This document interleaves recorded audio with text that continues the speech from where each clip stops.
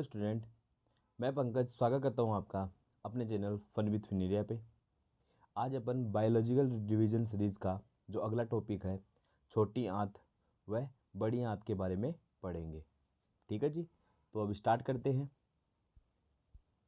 तो human digestive system का जो आज का टॉपिक है वो कौन सा है आपका? छोटी आंत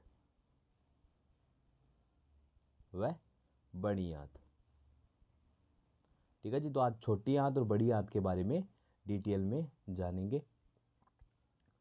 देखिए, सबसे पहले अगर मैं बात करूं तो आपका जो छोटी आंत होती है, ठीक है ना, जो आपकी क्या होती है? छोटी आंत। आपकी छोटी आंत जो होती है वो काफ़ी कुंडलित संरचना होती है। ये क्या होती है? आपकी कुंडलित संरचना होती है, काफ़ी ज़्यादा कोइल्ड होती है। ये जो आपकी छोटी आंत जो है वो आपके आमाशय भाग से जुड़ी होती है। और ये छोटी आंत आमाशय के जिस भाग से जुड़ी होती है उसे अपन क्या बोलते हैं? याद रखना, उसे अपन क्या बोलेंगे? जठरा निर्गम। यानी कि जो आमाशय का जठरा निर्गम वाला भाग है वो क्या करता है? वो आपके छोटी आंत को आमाशय से जोड़ने का काम करता है। तो आमाशय से जो छोटी आंत है उसका, जो छोटी आंत का आमाशय के कौन से भाग से जुड़ा होगा? तो किसका जुड़ा होता है? आपका जठरा निर्गम वाला भाग छोटी आंत से जुड़ा होता है। यानी कि आमाशय का जठरा निर्गम भाग किस में आकर खुलता है? आपका आमाशय में आपका किस में आकर खुलता है? आपका छोटी आंत्र में आकर खुलता है। ठीक है जी, तो आमाशय का जठरा निर्गम भाग छोटी आंत्र में आकर खुलता है। ठीक है जी, अब इसके बाद में बात करते हैं। तो ये आपका क्या है? आमाशय है। तो ये जो भाग होगा आमाशय का, जो अंतिम भाग है, वो क्या करता है फिर आगे चलकर? आपका किसमें खुलेगा? छोटी आंत्र में। कौन से भाग में? ग्रहणी वाले भाग में। किसमें? ग्रहणी वाले भाग में। ठीक है जी, अगर मैं इसको डायग्रामेटिक दिखाऊं, देखिए भाई, ये आपका क्या है? आमाशय। ये आपका क्या है? आमाशय, स्टमक। अब देखिए भाई, स्टमक का अंतिम सिरा किसमें खुल रहा है? आपका ड्यूडेनम में। अब ड्यूडेनम को अपन क्या बोलते हैं? ग्रहणी बोलते हैं। तो आमाशय का जो अंतिम भाग होता है जिसे अपन क्या बोलते हैं? जिसे अपन बोलते हैं पाइलोरिक, या जिसे जठरा निर्गम भाग बोला जाता है, वो किस में आकर खुलता है? आपका ड्यूडेनम यानी कि ग्रहणी के अंदर आकर खुलता है। और ग्रहणी किसका भाग होती है? ग्रहणी आपकी छोटी आंत्र का भाग होती है। ठीक है जी, अब चलिए आगे। तो इसमें देख लिया अपन ने, अब बात करते हैं इसमें। तो जठर निर्गम भाग क्या होता है? छोटी आंत्र में खुलता है। और छोटी आंत्र के कौन से भाग में खुलता है आपका? मैंने अभी बताया था कौन से भाग में? ग्रहणी वाले भाग में खुलता है। और याद रखना, छोटी आंत्र जो होती है वो जीवित अवस्था में कितनी लंबी होती है? 3 मीटर लंबी होती है। जीवित अवस्था में कितनी मीटर लंबी होगी? 3 मीटर लंबी होगी। क्योंकि जीवित अवस्था में क्या होता है, उसमें काफ़ी ज़्यादा कॉन्ट्रैक्शन रिलैक्सेशन वाली प्रोसेस है, जो वो है जो चलती रहती है। संकोचन शिथिलन वाली जो प्रक्रियाएं होती हैं वो चलती रहती है, जिसके कारण ये क्या होती है? आपकी 3 मीटर लंबी होती है। लेकिन मरने के बाद ये क्या होती है? काफ़ी ज़्यादा लंबी हो जाती है, क्योंकि ये शिथिल हो जाती है। यह मुख्यतः क्या होती है? 3 भागों से मिलकर बनती है, यानी 3 भागों में बटी होती है। कौन कौन से? पहला भाग ग्रहणी, दूसरा अग्र क्षुधांत्र, और तीसरा क्षुधांत्र। देखिए भाई, इन्हें आगे समझने से पहले अपन बात करते हैं, उसी डायग्राम पे चलते हैं। लो जी, अपन इसी डायग्राम में देखेंगे कि भाई आपके छोटी आंत्र के कौन कौन से भाग होते हैं। ठीक है, देखिए इसको मैं थोड़ा जूम करता हूँ, इसमें देख लेते हैं। तो भाई देखिए, ये तो हो गया पूरा क्या? आपका आमाशय। ये तो पूरा है आमाशय। तो आमाशय का जठरा निर्गम भाग छोटी आंत्र के जिस भाग में यहाँ खुलेगा, इसे अपन बोलते हैं ग्रहणी। क्या बोलेंगे? ग्रहणी। ठीक है ना, ग्रहण करने वाली। तो भाई क्या करेगी? ये आमाशय से, जो आमाशय के अंदर क्या बना था? काइम बना था। जो क्या बना था? काइम बना था। उसको कौन ग्रहण करेगी? आपकी ग्रहणी ग्रहण करेगी। इसके बाद जो दूसरा भाग होता है इसका, ठीक है ना, जैसे मान लो ये आपका आगे की तरफ बढ़ा, ठीक है जी, यहाँ पे ये जो भाग होता है, इस भाग को अपन बोलते हैं जेजुनम या अग्र क्षुधांत्र। क्या बोलते हैं? अग्र क्षुधांत्र। और इस क्षुधांत्र के आगे वाला भाग क्या होता है? आपका क्षुधांत्र कहलाता है। क्या कहलाता है? क्षुधांत्र। यानी क्षुधांत्र के आगे का भाग क्या? अग्र क्षुधांत्र। ठीक है जी, तो ये क्या होता है? ये आपका क्षुधांत्र और ये आपका अग्र क्षुधांत्र। इसका मतलब स्मॉल इंटेस्टाइन यानी कि छोटी आंत्र के 3 भाग होते हैं, ग्रहणी, अग्र क्षुधांत्र और क्षुधांत्र। इंग्लिश में अपन कहें तो ड्यूडेनम, जेजुनम और इलियम।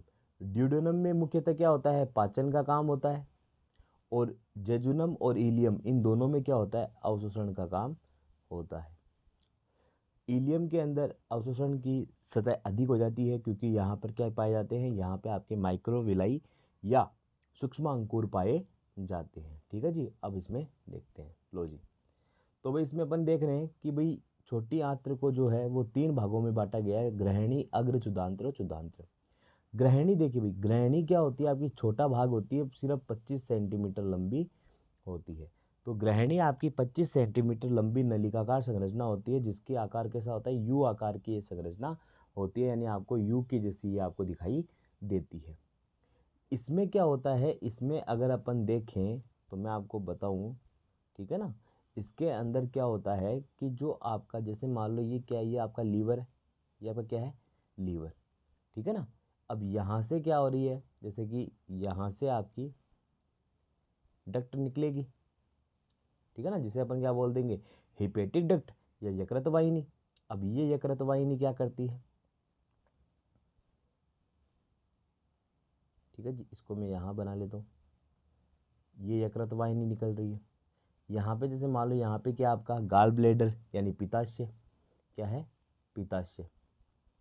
तो ये पित्ताशय की वाहिनी और यकृत की वाहिनी आपस में मिलकर क्या करती है, एक सामान्य डक्ट का निर्माण करती है, ठीक है ना। क्या करेगी, आपकी सामान्य पित्त वाहिनी का काम करेगी, और ये सामान्य पित्त वाहिनी जो होती है वो फिर आगे चलकर, ठीक है ना, ये जो वाहिनी है आपकी, वो फिर आगे चलकर क्या होगी, आपकी एक वाहिनी में खुलती है, जिसे अपन क्या बोलते हैं, पेनक्रियाटिक डक्ट बोलते हैं या अग्नाशय वाहिनी बोलते हैं। इस तरीके से आपकी सामान्य पित्त वाहिनी और अग्नाशय वाहिनी दोनों मिलकर आपकी क्या बना लेती है, अग्नाशय पित्त वाहिनी बना लेती है। तो ये क्या करेगी, अग्नाशय पित्त वाहिनी का निर्माण कर देगी, ठीक है जी। तो अग्नाशय पित्त वाहिनी कहाँ आकर खुलेगी, तो याद रखना बेटा जी, ये जो आपकी अग्नाशय पित्त वाहिनी होती है, क्या होती है, अग्नाशय पित्त वाहिनी, ये आपकी फिर फर्दर आकर खुलती है, किसमें, किसमें खुलेगी, छोटी आंत में खुलती है, क्योंकि इसका मुख्य कार्य क्या होता है, पित्त को लेकर आना, किसको, पित्त को, जो क्या करता है, जो आपके वसा के पायसीकरण में क्या करेगा, काम आता है, ठीक है जी। तो ये अपन ने समझ लिया कि अग्नाशय पित्त वाहिनी क्या होती है, कहाँ से निकलती है। अब आगे चलते हैं कि जहाँ पे क्या होगा, ये वाहिनी खुलेगी, जिस स्थान पर ये वाहिनी खुलती है, यानी ग्रहणी से जब ये जुड़ी होगी, जैसे कि ये क्या आ रही है, आपकी अग्नाशय पित्त वाहिनी आ रही है, तो अग्नाशय पित्त वाहिनी ग्रहणी के जिस भाग में खुलती है, उस स्थान पर क्या होता है, एक कपाट पाया जाता है, और इस कपाट को अपन क्या बोलते हैं, इस कपाट को अपन बोलते हैं ओडाई की अवरोधनी। क्या बोलते हैं, ओडाई की अवरोधनी। तो ये क्या होते हैं, ओडाई की अवरोधनी कहलाती है। तो ओडाई की अवरोधनी कहाँ स्थित होगी, छोटी आंत्र में जब अग्नाशय पित्त वाहिनी खुलती है, तो ये जिस स्थान पर खुलती है वहाँ पे क्या होते हैं, अवरोधक पाए जाते हैं, जिसे ओडाई की अवरोधनी कहते हैं, ठीक है जी। अब आगे चलते हैं। अब दूसरा भाग आता है अग्रक्षुधांत्र का। देखिए भाई, ग्रहणी में सिर्फ क्या चलता है, पाचन का काम चलता है। अब बात आती है अग्रक्षुधांत्र की। तो देखिए, अग्रक्षुधांत्र जो होता है वो कितने लंबा मीटर भाग होता है आपका,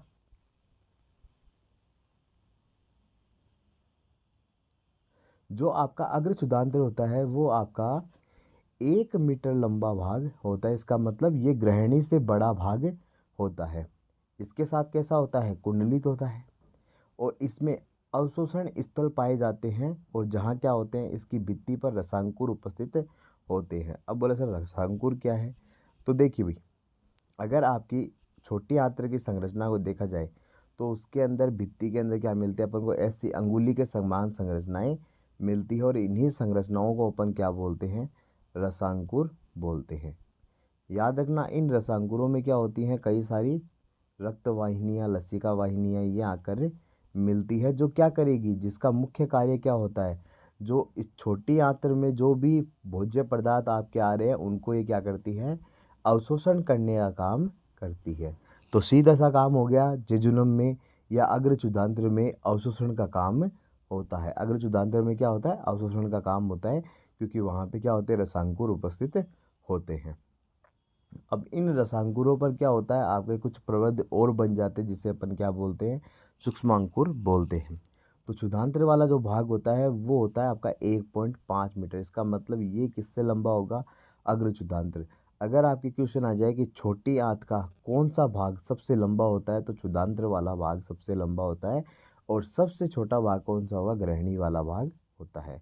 ये काफ़ी ज़्यादा कुंडलित होता है, हाईली कोइल्ड होता है, अधिक कुंडलित होता है। और इसमें क्या होता है, इस क्षेत्र में अधिक अवशोषण होता है, क्योंकि यहाँ पर क्या पाए जाते हैं, सूक्ष्म अंकुर पाए जाते हैं। ठीक है जी।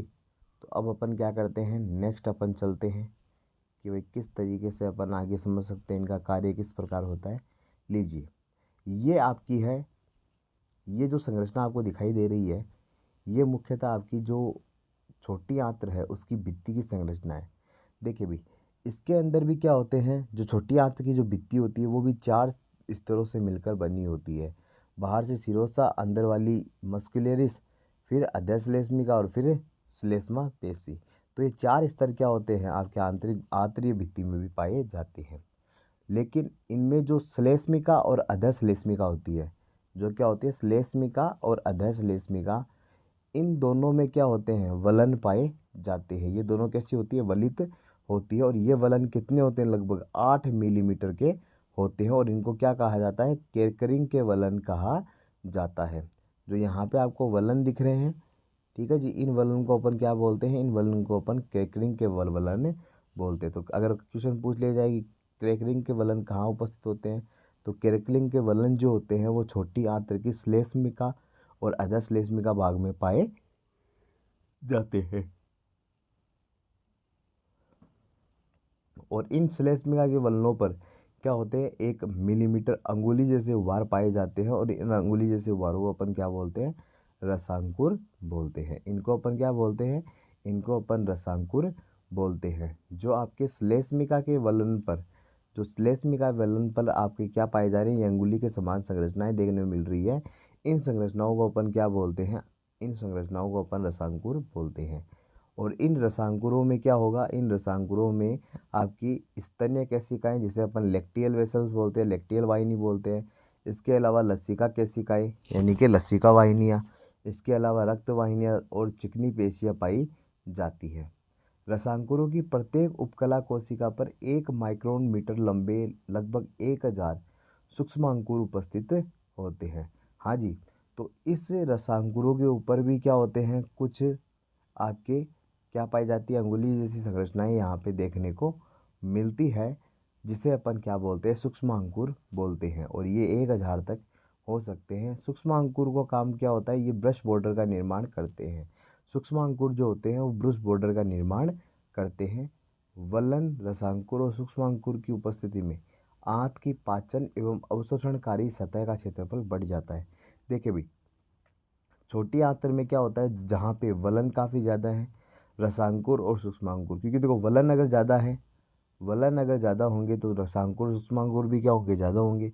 तो रसांकुर, सूक्ष्मांकुर और वलन की उपस्थिति से आंत में क्या होता है, पाचन और अवशोषणकारी सतह का क्षेत्रफल क्या होता है, बढ़ जाता है। क्योंकि यहाँ पे क्या होगा, सूक्ष्मांकुर और रसांकुरों की संख्या काफ़ी ज़्यादा हो जाती है, जिसके कारण क्या होता है, अवशोषण क्षमता काफ़ी ज़्यादा बढ़ जाती है। क्षुधांत्र के श्लेष्मिका स्तन में एकल या समूह में क्या पाई जाती है, लसिका ग्रंथियाँ पाई जाती है। क्षुधांत्र जो भाग है आपका, उसके श्लेष्मिका स्तर में क्या होता है, एक या का ग्रुप में या समूह में क्या पाई जाती है, लसिका ग्रंथियाँ पाई जाती है। और इन्हें अपन क्या बोलते हैं, पेयर के समूह या पेयर पैचेस बोलते हैं। इनका मुख्य कार्य जीवाणुओं को नष्ट करना होता है। इसके बाद आपका आंतरवलित न होकर या आंतरवलित होकर नलिकाकार आंतरीय ग्रंथियां बनाती है।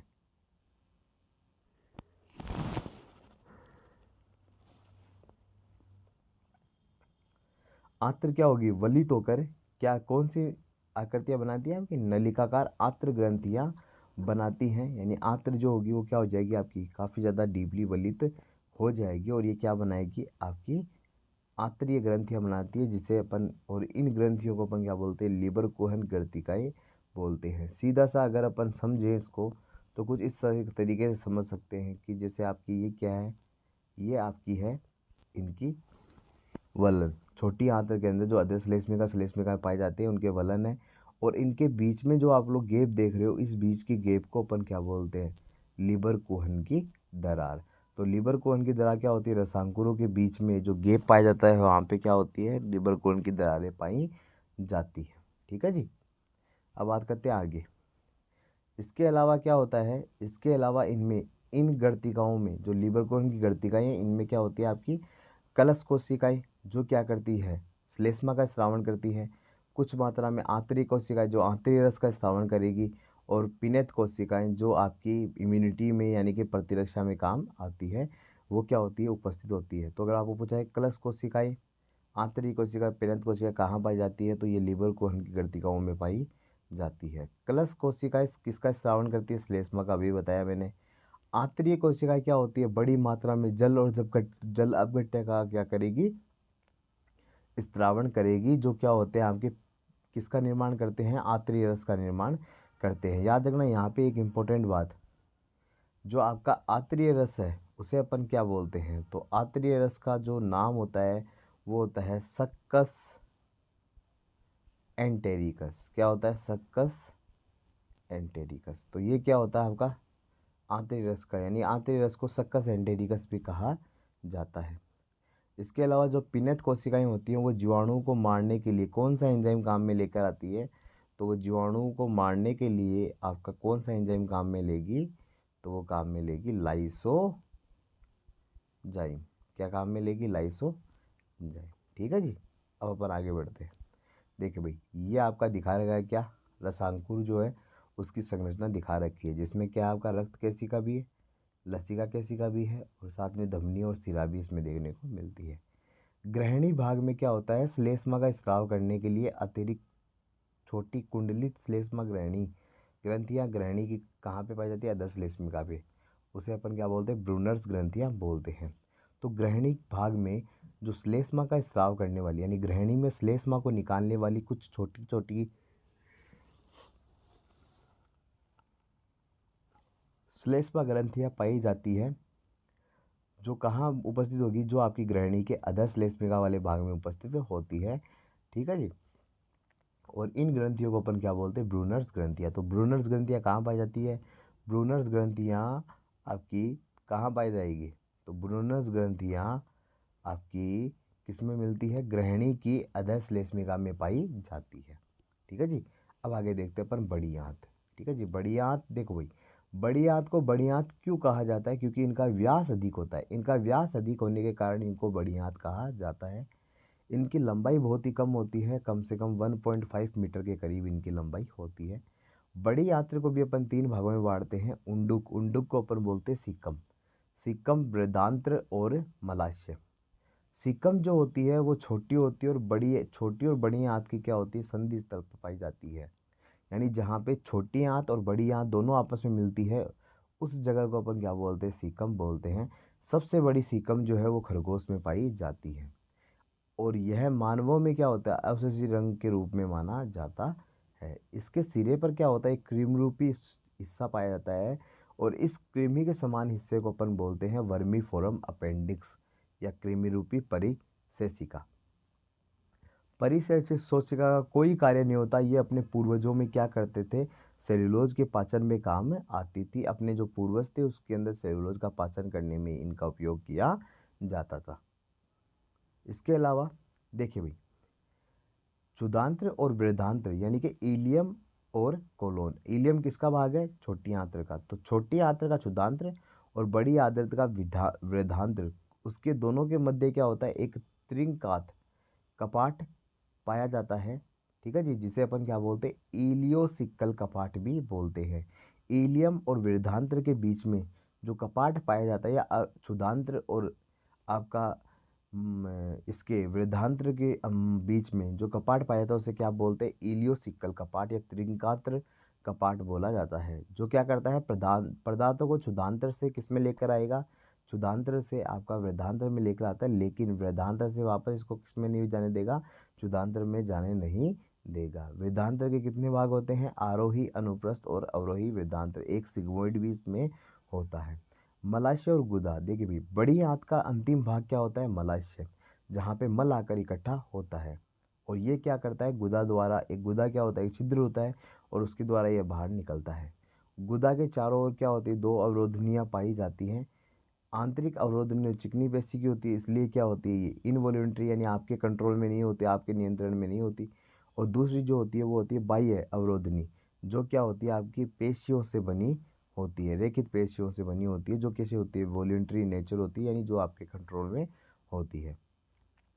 बड़ी आंत की भित्ति में भी क्या होते हैं, चार ऊतकीय स्तर पाए जाते हैं। इसमें श्लेष्मका की जो कोशिकाएं होती है वो सिर्फ क्या निकालेगी, श्लेष्मा स्रावित करती है, जिसमें बाइकार्बोनेट भी होते हैं। और याद रखना, ये बाइकार्बोनेट क्या करते हैं, एसिडिटी को कम करने का काम करते हैं।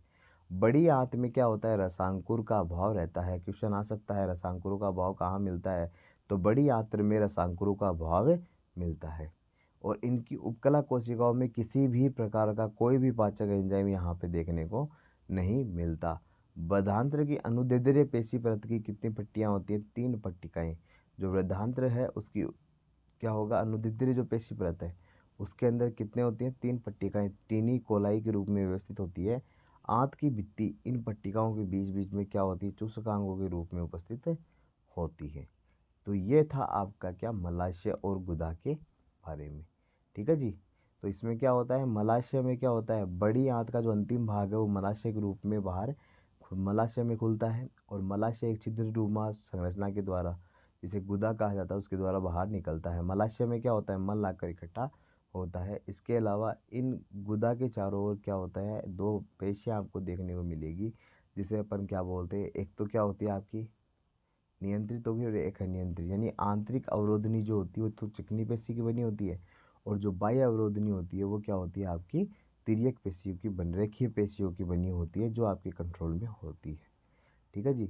इसके अलावा आपके जो बड़ी आंत्र है उसमें किसी भी प्रकार के एंजाइम नहीं पाए जाते। ठीक है जी। अब अपन थोड़ा डायग्रामेटिकली समझ लेते। देखिए भाई, ये आपकी क्या है, ये आपकी पूरी है क्या, लार्ज इंटेस्टाइन। क्या है आपकी, लार्ज इंटेस्टाइन या बड़ी आंत्र। देखो भाई, बड़ी आंत्र का जो ये भाग होता है, ठीक है जी, ये भाग होगा, इसे तो अपन क्या बोलते हैं, कोलोन। क्या बोलते हैं, कोलोन। ठीक है जी, इसको अपन क्या बोलेंगे, कोलोन या वृद्धांत्र। और ये जो भाग होता है इसे अपन क्या बोलते हैं, सीकम। क्या बोलते हैं, सीकम। और सीकम के नीचे जो आपने ये देखा है ट्यूब के जैसा, नली के जैसा, इसे अपन बोलते हैं क्या, परिशोषिका, या इसे अपेंडिक्स भी कहा जाता है, जो एक क्या होती है आपकी वेस्टिजियल ऑर्गन, अवशेषीय अंग के रूप में उपस्थित होती है। इसके बाद ये कोलोन जो होती है वो क्या होती है, आपकी जो वृद्धांत्र है वो भी क्या होता है, 4 भागों में बटा रहता है। कौन कौन से, एक तो आरोही, एक अनुप्रस्थ, ये अवरोही, और इसके अलावा बाद कौन सा है, सिग्मोइड। और सिग्मोइड से मल किस में जाकर इकट्ठा हो जाता है, आपका मलाशय में, यानी रेक्टम में जाकर इकट्ठा हो जाता है। और जब अपन सुबह सुबह क्या करते हैं, जब प्रेशर बनता है तो अपन ये प्रेशर को झेल नहीं पाते और अपन क्या कर देते हैं, इसको बाहर निकाल देते हैं। ठीक है जी। तो आपका ये क्या होता है, लार्ज इंटेस्टाइन के मुख्य जो भाग थे वो अपन ने देखे। इसके अलावा अपन ने किसके बारे में देखा, छोटी आंत्र के मुख्य भागों के बारे में, और उसके बाद उसके कार्य के बारे में अपन ने अध्ययन किया। सो स्टूडेंट, इस चैनल को जहाँ तक हो सके जितने से ज़्यादा सब्सक्राइब करें और शेयर करें और साथ में लाइक करें।